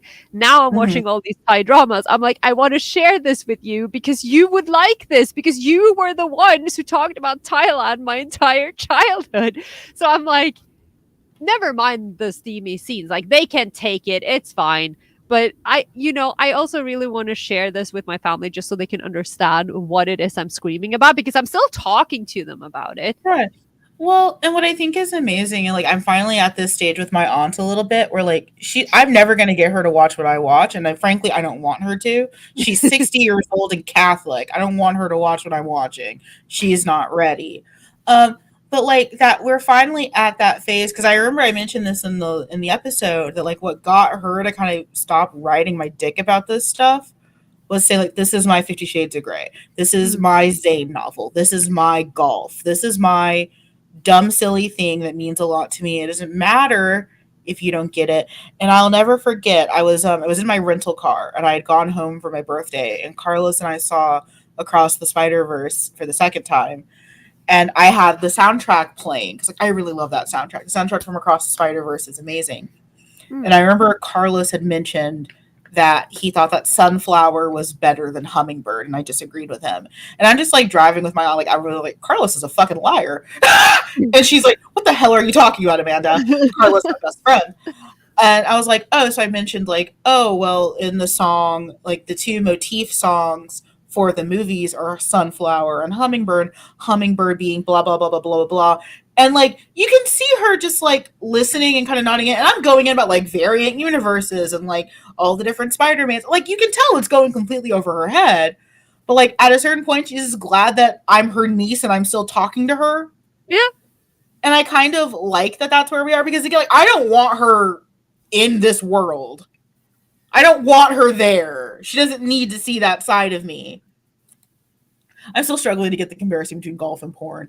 Just that, like, it's whole Poles and holes. No, just that it's like it's the weird thing that I'm obsessive about because like for me, like especially in like corporate business culture, that was the thing that all the guys were super into. That was the thing that guys could spend a lot of money on. That is like, oh, I'm leaving my wife to play golf. I'm abandoning my family for 3 days to go play golf. You know, we have an expression. I don't know if it exists in English. I can't remember, but we have an expression in Norwegian that translates to grass widow, referring to wives of people who are into football. Yeah. So, like for me, that was because like the context of that story was like I was working in a lot of ad agencies, so it's ad guys who a lot of the creatives were nerds, but our bosses weren't. So like a lot of the guys on my level were like, yeah, go to con, take pictures, are you cosplaying? But like the bosses were like, what the fuck are you doing? Yeah. And it's like, this is my thing. Yours is golf. Like they are not the same in any way, but I don't want my family to watch what I watch. It's not that the things I'm consuming are inappropriate. I just have extreme. Yeah, same. Like I don't need my aunt tried to watch some of the things that I watched because she was super controlling for a minute and like she hated it. She thought that Full Metal Alchemist was satanic porn, which if only she knew what I would later be into. If only she fucking knew. If only she goddamn knew. And like we ended up watching like 2 Zack Snyder movies and she just ruined it for me. So like I don't want her watching what I watch because they would never understand. So I was with my aunt a little while ago and she knows that I've been in kink. She knows that. And she said this thing that was like, oh, it's just like this beautiful vulnerability. Hello, Sansa. He's leaving. Oh, okay, bye. It's like she said basically that she never wanted me to end up dying because of a kink accident. And she referenced specifically David Carradine, who died during an autoerotic asphyxiation. Oh, yeah. And she's being as open and as honest as she can with me when she says that. My family's just valid. Like she's being as open and honest with me as she can. Like she knows that I've been in kink and she worries about me. She's afraid. And I looked at her and said, oh, don't worry. I don't even do breath play. And there was a brief moment of relief, but then intense disappointment. Of not saying that I have not been in dangerous situations. or that I have not done sketchy things, but the choking is awful. Let's see. Fishing and golf trips have always sounded so fucking gay. You're telling me you're leaving your family for days on end to hang out with several burly men in a shack. I listen, I don't, we talked about like Fujin brain rot, like not applying to real people. But yeah, like if some of my friends are to be like, oh yeah, we're going on like a camping trip and it's just me and like four guys.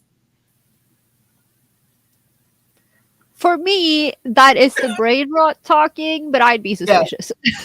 Right, like I'm not gonna say anything out loud, but I have several questions. But I mean, honestly, not to equate the two, but isn't that kind of like that fantasy, that stereotypes that all the guys in movies have about what happens at girls' sleepovers with the pillow fights? It's the same thing. Yeah, it is. Well, I've never had a pillow fight that didn't hurt. Yeah, I drew blood once when I hit a guy with a pillow. We had these pillows that were like, they were more like couch pillows, and they really fucking hurt. Right. Do not and I recommend. remember I've had that because like I came out as bisexual, to my friends before I came out to my family.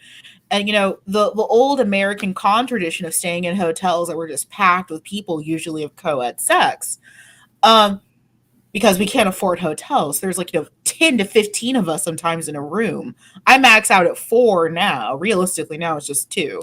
But I usually max out at 4. And I remember one of my friends looking at me and being like, "Oh, like, is that why you always roomed with us? Because you wanted to sleep with us?" And it's like, no, it's because I have $5. Okay, so we have 2.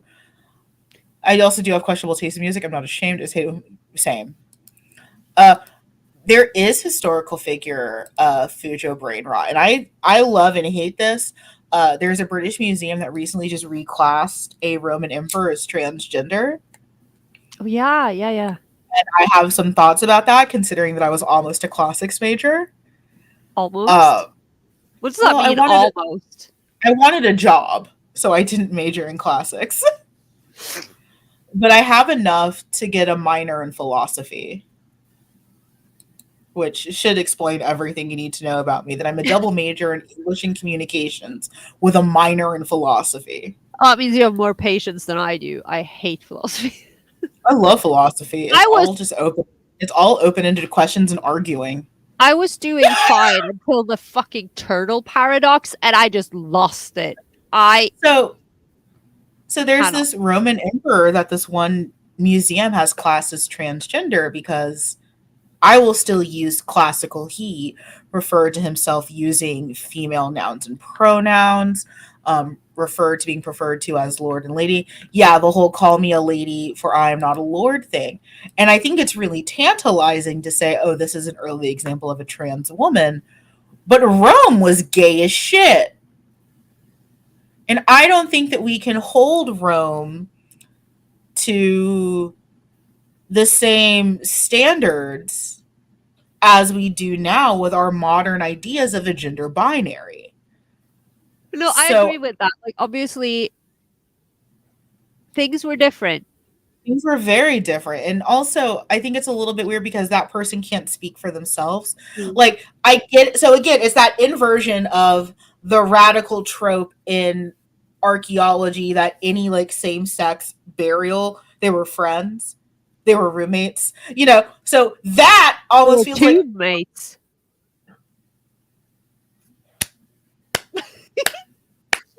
Thank you. The red lipstick really helps. Thank the you. Judgmental sneer. But it's this radical course correction in these 2 men. There's a fossilized dick and a fossilized ass. Oh, they were friends. Just say they were gay. Just say they were fucking gay. They were obviously gay. They were obviously gay and married. Maybe they were only friends. Maybe they were fuck buddies. I don't know. Well, right. But you know what I mean? Like, it was this radical overcorrection to that, trope in archaeology where people that we would probably just say are gay or were lesbian or were something.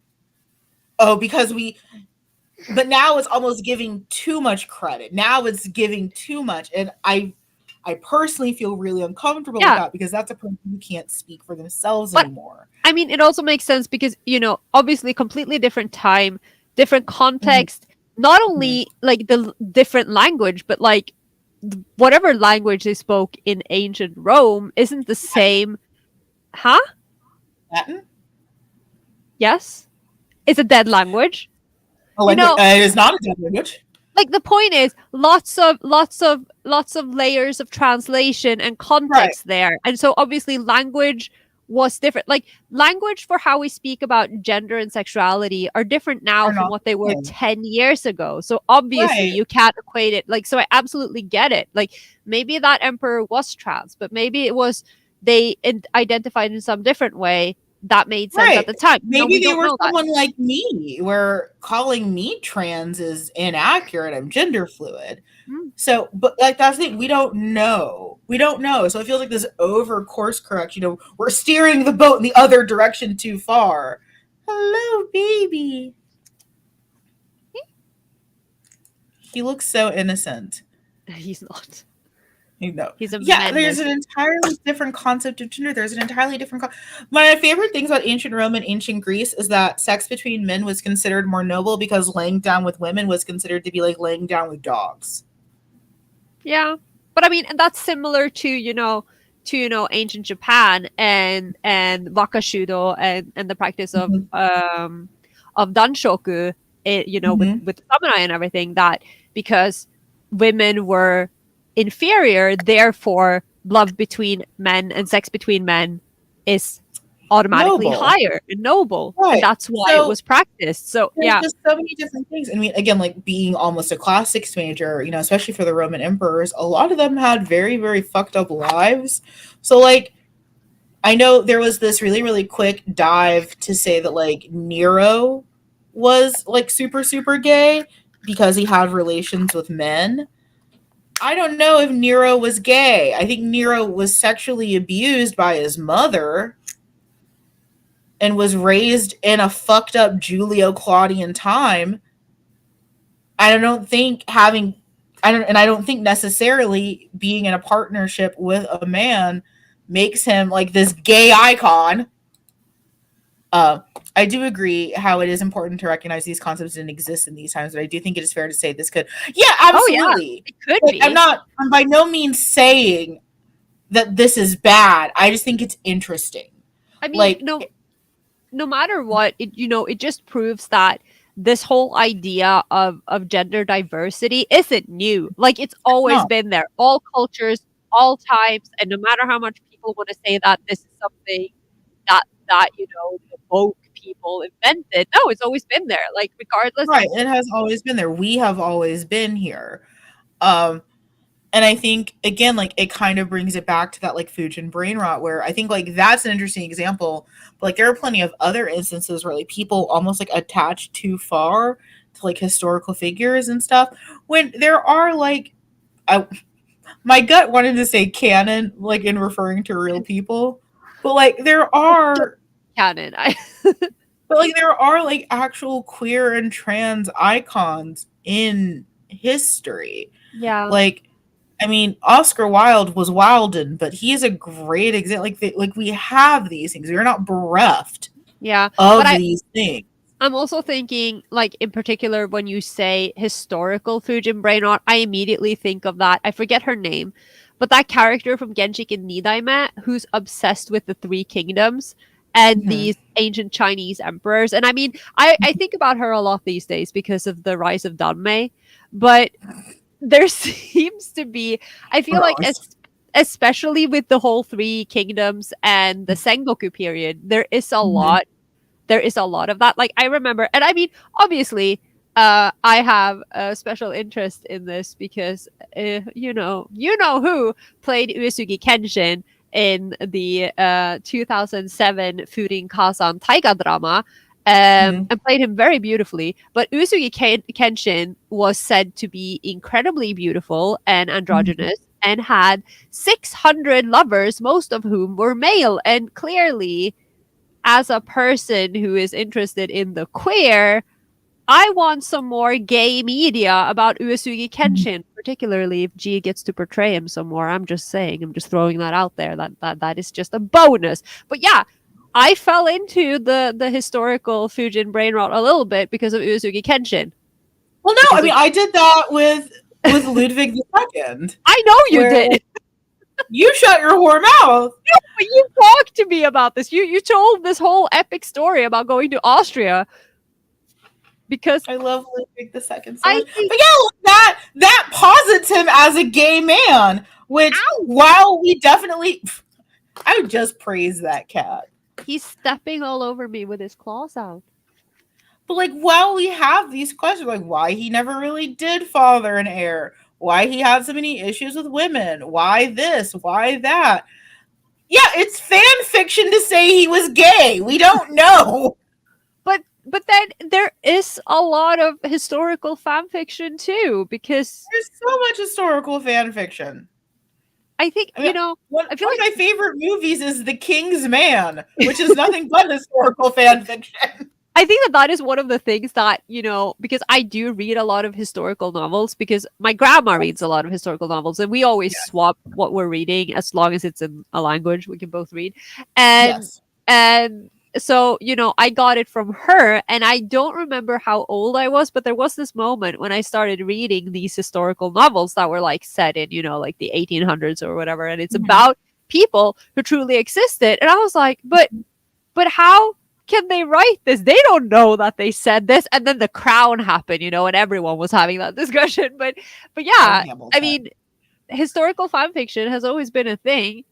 No, like one of my favorite books from when I was a kid was oh my god, I think it's, let me make sure that I have the title right.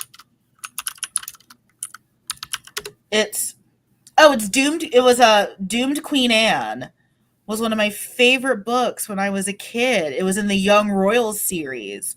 And like, yeah, it is essentially fan fiction. Like it is essentially fan fiction, but like, again, talking about the things that get you into stuff, that got me into my love of Tudor history. And I can recognize now how much of it is fan fiction.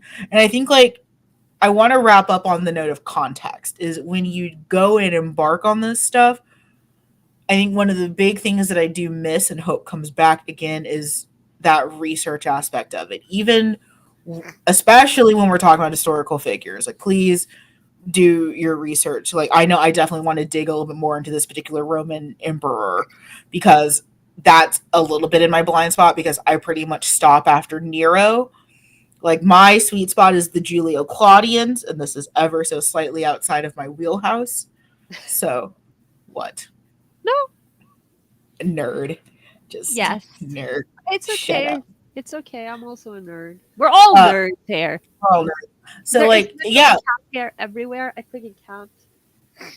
But like, and again, like one thing I'm interested in doing again is like really sharpening back up like my, rhetorical skills and being able to have, like answers for things when is necessary. And then learning in myself when something merits an essay and when something doesn't. Because sometimes things are dumb and you don't have to give everything an essay. And you can just like the problematic fictional man and think that he's going to kiss the other problematic fictional man because you want to. Yeah. I don't need to rationalize my love of Totocest. No. I don't need to rationalize why I have a very, very specific limiter on when Mustang and Hughes dated, but I'm convinced that those two fucked while they were in the desert together. Like, I don't need to explain that. I can. I have charts, but I don't need to explain that. So, does anyone else have any final questions while we wrap up? I had a great time with this episode, and I'm so excited that we got to talk about it because I think, especially now, it's really important. I think there's a lot going on. We mentioned that there's been like a week of drama in like every fan space right now. Crazy. It's just been a dramatic week in like literally every fan space. And I also think that, that is people always get upset when you bring up and imply that there was even a minuscule chance that certain presidential figures could have been queer. Because America has a problem. But like, are we just gonna pretend like none of the world rulers of the past have been queer. That sounds fake. Like just Yeah, that because they sounds produced heirs. right. Like that sounds fake and not true. Yeah. No, but like I said, like I just want to again hone in on the like how we started the main episode, that we were reading the definitions of brain rot, and in some Mhm. cases it's considered to be something that is like detrimental to like your brain process, like because it is Mhm. considered to be a negative thing. But I also, want to point out that brain rot is also super fun, especially when you are It enjoying is. it with people, Right. who are enjoying it as much as you do, like we do Right. when we are talking about these horrible fictional men together, or like when my friend and I go for our weekly walks and Oh, then your watch. Naruto walk. Yes, I have two friends that I go on weekly walks with. So I have the Naruto walk on Mondays, and then I have a walk and Thai BL times with my other friend, and we are in hell together, and it's much more fun than being in hell alone. Like Right. Like because I love like it. it can be super fun. That's my favorite part about brain rot. Just Yeah. And I think that that's something that we didn't, or at least I didn't mention enough, is how rewarding it is. Like it's so much fun. Like I love that I get to do this once a month and just hang out with people and talk and express, and it's amazing when it is at its best. It's at its best, and it's always been inherently incredibly social. It's always been very much about community and about other people. It's literally that. We literally have letters between a first lady and another woman. Yeah, we do. We do. Like when it's fun and when it's community and when it's all these things, like that's when it's the best and that's when I love it. Like it's I genuinely would not change being a Fujin for anything. no. Imagine Uh, having to enjoy the straights. ugh, Like you'd have ugh. to watch, like, I don't know what the kids are watching. Rick and Morty, I don't know. And something I love so much about BL is the community. I've never felt as safe when I'm talking around BL. Right. Because so many of us have been through Yeah. stuff. So many of us have been through it. It's like we build a community. One thing I use this app called Finch, and it's this cute little like bird avatar that like helps you like set like wellness goals, but it's really like no pressure. And one of my friends is like my tree neighbor, and I find that like the answers that I give to my little bird are answers that I wanted to hear myself as a child. Mm. So like my little bird is like maxed out on like security and resilience because I give my bird answers to questions that I would have wanted to hear when I was little. So yeah, like I'm the exact same way. Like in the spaces that I'm in, I enact or do my best to do all the things that I didn't get when I first entered a lot of fan spaces.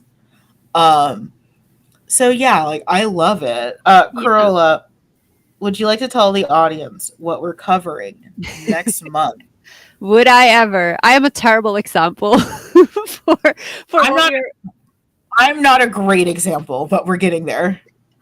We are going into the holiday slash Christmas season, so we thought it would be timely to talk about halls and hall culture. Yeah, absolutely. I think especially with the holidays coming around The and the holidays. holidays coming around. And as I look at my own Yaoi shelves that are now full to bursting, I uh, now have a Yahweh box that is just like a cardboard box on the a floor. discarded box. No, it's not discarded. It's just half of my new purchases that can't fit on any of my shelves. Send help. I think it's important to start talking about Hulk. Oh, Oh, yes, go yes, for it. do ask. Uh, but I'm excited to talk about Hall's Hall culture, capitalism, and shopping small. Yeah, All things that I think are important. Um, I also own too much stuff, and I own up to that. I just, yes. but So I think it's going to be exciting to talk about that stuff. I think it's going to be yeah, really, really, and it's also a great time. And again, emphasizing shop small. Monopolies aren't your friend. Large they really corporations aren't your are not. friend. No. Uh, But yeah, I'm really excited to talk about. We talked about it a little bit in the earlier seasons of the show, but I'm excited to talk about it again because I feel like a lot has changed, Yeah. especially with the YouTube algorithm. Uh, what is I a series that you hate that you love? a series Ooh, that I hate that I that I love. hate that I love. I don't think I hate. There's plenty of Yaoi Shelf merch. I already bought There's your present, so but I can throw in some merch. You're gonna ask me later for merch. Uh, Yes. You like uh you have to send it to me because the shipping yeah, prices are murdering. right. So you're gonna have to send me merch to send back to you. Yeah. Ugh. What do I hate that I Ow, what? love? He's so violent. See, I don't really have like guilty pleasures anymore. I mean, I I want to just say have pleasures. same. I series I hate that I love. Like I'm trying to think of something, but I just genuinely I tend to find something like a reason to watch or read most things, and I just don't have Yeah. like I feel like I'm just very No, you know what? I'm unapologetic. lying. I have an answer. It's Harry Potter.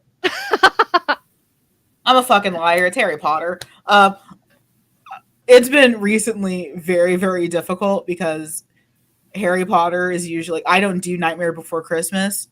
For me, Christmas and Halloween is Harry Potter.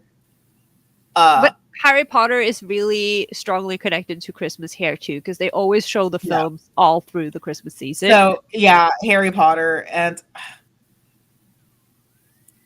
it's so hard because I fully yes, my trans ex matters more to me than a book, of course. Well, not my ex so much. No, not because they're trans, because he's trash. But that's easily 20 years of nostalgia Yeah. that I've had to like put in a box. And one thing that I'm particularly not fond of is the negging that has come with it, where it's like, oh, Harry Potter was never that great of a book Yeah. series. It was never good. You're stupid for having liked it. And it's like, come on, mate. Like, I can, like, in hindsight, I can look back and I can see all of the problems with the writing. Of course, I can. I can see all the racism with the writing. I can see all of that. You know, if I wasn't so shameless and I didn't steal Yuki Eri as my entire gender when I was 15, I'd probably feel similarly. Because it's hella problematic and weird. And yeah, like I have a hard time rationalizing that in good faith to modern readers. But I also, do not because I have I a know whole you don't. panel on this. Watch my You have panel several. on this. I have several panels Yes. on this. There's Yes. several panels on this. Um, but I Don't think, feel yeah, ashamed about gravitation because do it's not feel perfect. ashamed. But It's perfect. I think for me it's Harry Potter. It's Harry Potter because it's been hard like having to excise this part of me. Like, yeah, I've looked at Hogwarts Legacy and been like, that looks like a fun game. I wish I could play it. But I sure didn't care when I was at Universal Japan and spent way too much money on dumb shit that had my house on it because that means I cannot tell you how magical it was to shop for a wand. Like, that is something that is still in my brain and in my heart, and I've had a really, really hard time parsing that out. And I'm happy to admit that. Like, call me a bad feminist or whatever. Like, I'm a bad woke person. I still eat Chick-fil-A. I still have a really huge soft spot for Harry Potter. Like, But but it's one of those things that I talk whenever I talk to people about this, and especially younger people, because we live in that culture now where you always have to be held accountable, or you'll be mhm, hung out to dry on Twitter or whatever. Like the thing is, mhm, those feelings are always going to be valid. Like the way that it made you feel, the way what it meant to you, how it filled whatever voids you had in your life, like those feelings are still going to be there. They're still going to be mhm. valid, even if it turns out that, the author was trash and you have to boycott now. It doesn't mean that you can erase 20 years of your life. Like, it doesn't work like that. Right. And And especially for someone, you know, coming into it, especially on like the fan side, where for me, it wasn't even like that I had an attachment to J.K. Rowling or her particular. It was the world, it was the community, it was the fanfic, it was I played Quidditch, like so. It's not even like divorcing Harry Potter, like the stuff. It's that like I made being a Slytherin my personality for 20 years. What do you mean put that away? Like, so yeah, I guess Harry Potter is the thing that I kind of wish that I could like exile, like I could cut it out of me and like just put it away because I've had, especially like this time of year where I really miss it. I've had a really hard time of just like, man, I know buying secondhand fan merch, small creators, and pirating. It is a solution. There are absolutely solutions, and like, but yeah, and I think also like just how vitriolic the conversation is around Yeah. it. And this is where I'll sound like an old fucking boomer. You've never changed anyone's mind by yelling at them. No, but like, but I just want to, you know, echo what you said. Like, I really, really don't like all the vitriol that comes against the writing specifically. Like, you know, you and I see like there's like a trend now, you know, people are always like posting videos like I read this book so you don't have to. I don't like how maybe this is me as an author being butthurt. I don't know, but like I don't like how people are throwing books under the bus like and writing styles just because they didn't personally like it. It's very similar to, you know, reading a fic and leaving a nasty comment because you didn't like it. Right, Because like even if Harry Potter wasn't like the best written work, you know, like what is? You're not going to please everyone, you know? Every writing right, style isn't going to be for everyone. and I, I We need to focus on what the problematic things that are coming out of Rowling's mouth that are and her Twitter that are hurting actual real life people, and then maybe some of those things that are reflected in the texts, but mhm. you don't need to attack the person's writing and the people who enjoy that writing and those stories. Like though I feel like those are very different. Like because now you're just playing the card where, oh, I never liked it anyway because I have better taste. And you know, I just don't agree with the way that people are attacking the writing style because that is Right. beside the point. Because also a lot of it isn't constructive. It's just like, oh, this is trite. Everything is trite. Shut up. Also, they're children's books originally. Right. Like, and the idea that like again like it's that wiggling into attack in bad faith. It's like, oh, well, they were never this good. Why weren't you reading this? Because I wasn't. Shut up. Like, because I was a child and my parents were glad that I was reading a book. Yeah. And I And mean like, that is one of the reasons why it got so big as well because it got right, kids reading. right. It's like, oh, I can't believe you were reading this when you were a child. My parents were glad I was reading. I mean, So yeah, like, in this day and age, you should be glad your child is literate at all right, so a lot of because them aren't. no, Right. but So like apparently I not. think yeah, if I could like excise one thing from me, it'd be Harry Potter. But even then I don't regret it. I don't regret all the years that I've cosplayed as Draco Malfoy. I don't regret making Slytherin my entire personality. I don't regret playing Quidditch. I don't regret RPing Harry Potter. I don't regret any of it.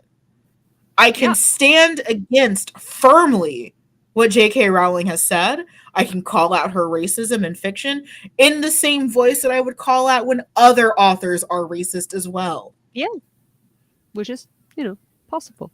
But no, I don't I don't regret the experience that I had in Japan and picking out a wand and buying a little headwig that fits in my tits and Haven't spending too seen much. her in a while. She's over here. She's Okay. over here. Um I also think it's weird to try to act like the series doesn't exist. Like maybe you should judge authors' takes, not act like the series. So I think the problem with like this isn't like a Dune scenario where like the author's horrible takes don't impact the series. You can see her transphobia and her racism and her anti-Semitism in the work. You can see it. It's somewhat thinly veiled, but it is there. I think that's what makes it easier to attack, especially Harry Potter. And if you've read any of her other books that are more openly transphobic I and more haven't. openly, they're good. Don't. They're bad. But I feel like, again, like it's that little chip away, because Black fans have been saying this since Harry Potter existed. Hey, there's not a lot of Black representation. Oh, hey, maybe we should have a character who isn't literally named Cho Chang. Maybe. Like, again, people have been saying this for years, and now it's easy to take that very valid criticism and attack in bad faith. Hmm. Oh, well, the whole thing's shitty. It wouldn't, I mean, like, it's easy to knock like 50 Shades of Grey and Twilight and shit, but they were popular. I mean, the thing Popular is, does not always mean good, but they were popular. even if, even if you disagree with something for good reason, like racism and sexism and all of these things, and again, like, to keep harping on Twilight and 50 Shades, like, one of the reasons why that became such a thing wasn't, like, I'm not against porn. I'm not against unhealthy relationships in fiction necessarily. I am against people who lack media literacy romanticizing this, and then this being sold off as romance to young teenage girls, or this is how BDSM actually works, Right. to the clueless person next door. That's my problem. That's why those are problematic. And that was always my issue with it, is like, Yeah. from someone who has a kink background, this is just bad kink. Yeah. What I don't want is some poor girl, some young lady rocking up to a sex club and expecting what Christian does to be normal. Or ending up in a relationship, in a really abusive, shitty relationship, and thinking that it's okay because I'm into kink. No, it isn't, because that is not negotiated. That is not safe. That is, that is toxic. And I think, and all of these things are bad, but most things aren't only good or only bad. There's always going to be multiple sides to it. So if the good side is you got kids reading, like, it's not that simple as to say it is all terrible. No, 100%. And I think, like, I mean, and it all ties back to what we said at the start. Like, it took something that was a valid critique that people within the group had been saying for a while. Fans for years have been talking about how heavy-handed the writing in Harry Potter is. She has a character named fucking Moon, with Remus Lupin. She names the werewolf Lupin. Wow, Joanne, real clever. We've been saying that for years, but then it created a crack just big enough for people to come in with bad faith critiques.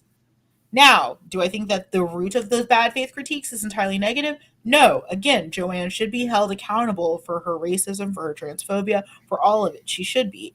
But it took these very valid things that fans had been saying for years, which is part of why the fan response to Harry Potter was so big, is that many of us have been rewriting the wrongs of the series for 20 fucking years. Yeah.